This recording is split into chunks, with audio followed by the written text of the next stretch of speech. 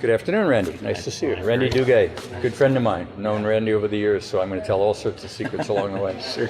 So, Randy, what brings you to the conference? Analytics, Big Data in the Cloud, our third year, really. But Sure. how did you find out about it, and what's of interest to you? Well, I found out, partly from you, but also there's a lot of people I know here, and you've known me a long time. So one of the things that appeals to me, of course, analytics and big data is really interesting. But I would say what's more interesting is seeing people gravitate within this region and working together to to help build an innovation capacity. So to me, those are all things that are really important. Is that unique? I mean, is there anything you see going on here that surprises you? You know what I think is great about this region is there is a commitment here. We're still developing. There's a lot of small and youngish companies around here, but there's also a lot of success that we're seeing, and there's also a lot of assets. And I think it's just really encouraging to see people, in ABC Tech, but also many other organizations really cooperating a lot more. So you worked in large corporations, and now your focus seems to be split between recognizing the power of large organizations and the role they play, and that whole entrepreneurial initiative, which sort of starts at step one and makes it through that valley of death to success. It's a really good point. And one of the things that I'm speaking on a panel on is really the future of workplaces and workforce.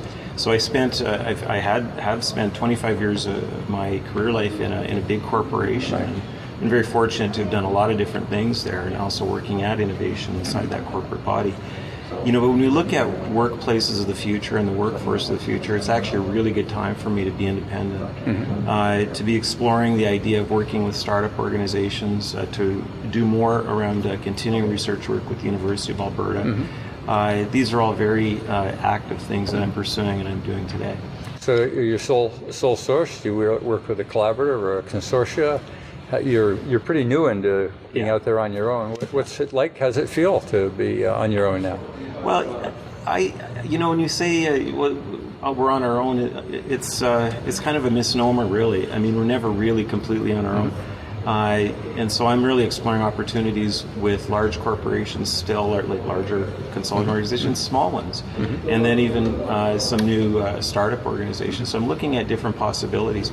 But I think the main thing for me is still going to be, around the passion, around some of the things that I have invested myself in the last 10 years. And that's going to be a lot around continuously progressing on collaborative and interdisciplinary healthcare and how to leverage technologies better. I think everybody wants to do it. And it's hard work, and I'm still working. So telecommunications and healthcare, now there's a whole agenda in itself. Obviously, with a large percentage of the public sector budget going to healthcare, obviously with the baby boomers emerging, obviously with the society that values independence so highly. I mean, we've got a lot of things on our plate when it comes to healthcare and telecommunications. What's the relationship between? Well, yeah, good question.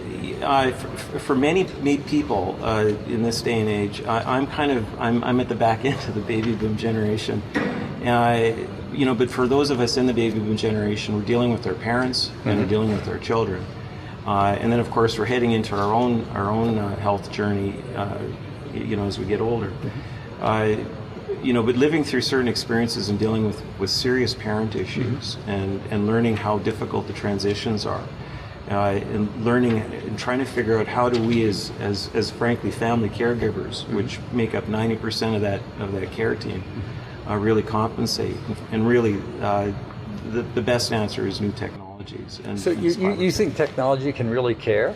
I mean, you've walked into some space which is a bit of an oxymoron between the soulless of technology and somehow it's going to contribute to the caring. Help me through that. Yeah, sure. I love using my wife's mom a bit as an example. She's passed away now. I don't go into the personal details, but she immigrated from Holland. Actually, her family is all in Holland. Her siblings and so on. But yet she had her daughter here, so they're very close. But what's ironic is that whether you're close or you're far, the role that family plays in just broad dimensional support, and then also communicating with actually the clinical care teams, and really helping that person manage through some really tough issues. My experience was it wasn't good enough, and I know I'm not alone, and I know a lot of places where we can improve. And that's where analytics and I won't say big data, but certainly a lot of the analytics tools should be guiding us a lot more on how we're responding to those needs. So I presented 3 values there. One was the affordability side on healthcare, and clearly analytics has something to say about whether we're buying quality for the right cost, and also evaluating what we do and don't do. But when we get down to the care side, I mean, care is essentially communications. And whether you're 3,000 miles away or 3 miles away, the distance is irrelevant now that you've got internet. But what do you do over the line? Is it just an extended form of telephone, or is there more information we can move in the world of analytics? I think there's a tremendous amount of room. Some of the speakers earlier were talking about this concept, digital exhaust. A lot of it's frankly noise. And what we as human beings, those of us, we're all working to be as insightful as possible. We have to weed through a lot of garbage. That's actually one of the things that our next generation is dealing with, and I think a lot of these tools are going to help with it. But I think as we go forward, we have to pull the value out faster. These tools are going to get more real time, and so they have to be a lot more predictive. Are tools like apps, I mean, that help me give a sense of what I'm going to need tomorrow, or where I might get more conveniently what I need today? Is that in essence what we're talking about? I think for the care teams, I think there should be a bit more predictability around that. In a panel session I talked to this morning, there's lots of futurists talking about, moving away from the illness and sickness-based systems towards the preventative care. Right. And the ideas around, creating more service orientation on how we're caring for people. Well, if we, so it isn't necessarily going to be us, but we should see our care and clinical practices having a bit more insight into it, and that means we also are going to have more data that we'd be opening up to them. So it seems to me, I mean, I've got a lot of passion built around the understanding of the relationship between having knowledge and having relationships, and figuring they really got to both be together. So in the past, we've relied heavily on the exclusive rights of practice that in the health industry was the doctor, frankly, and now it's spread out a little bit between the doctor and the pharmacists and the nurses. I mean, the complexity of the team has grown, and the need for them to communicate has emerged. But we also have now a party that is empowered with knowledge called the client, which was one step above a slave in Roman times. But now the client's got access to data. So when the client enters into that professional relationship and says, I actually know something here, and I want a relationship, and I want to have a discussion. I mean, do we see analytics actually transforming the client-professional relationship? I think there's tremendous potential there. I also think there's a lot more potential around the multidimensional care teams.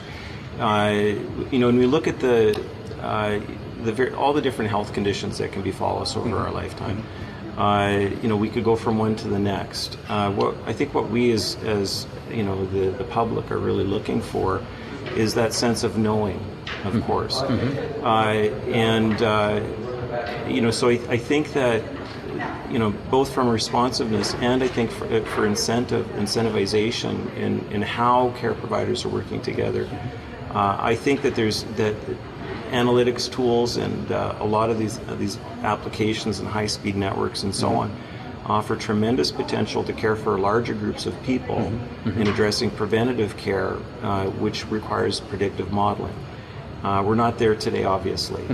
But I think that there's plenty of evidence to show that is absolutely possible. And when I think about my kids, actually, one of them wanted to be a doctor, and you look at them, and there's no way that any human being can know everything, and whether it's this or that or the next thing. So we need to equip them, but we also make sure that they're feeling confident in themselves and in the teams that they're working with. I think that's the future that we're looking towards. Now, in the province of Alberta, for those that aren't aware, we're talking about family care clinics. In other words, we're bringing another dimension into the preventative arena. Why is it that the family seems to be now emerging at this point in time or in history in Alberta? What's the relevance of the family to what was once a one-on-one relationship between the prescriber or the doctor and the patient? How's the family fitting into this? I think the name Family Care Clinic is a good one. And I think the idea of families being involved in care is also, it's obviously not new. But I think that the dimension of the care team is being inclusive. He's just given me a signal of 5. It means I've got 5 fingers and he's got 5, so we're doing 5 here. Sure. I'm going to have to wrap this up a bit short. Sure. I know you've got a session to run off to, so I don't want to eat up much more of your time. So I want to thank you, Randy. Thanks. It's been a pleasure, whether it was continuous learning to me.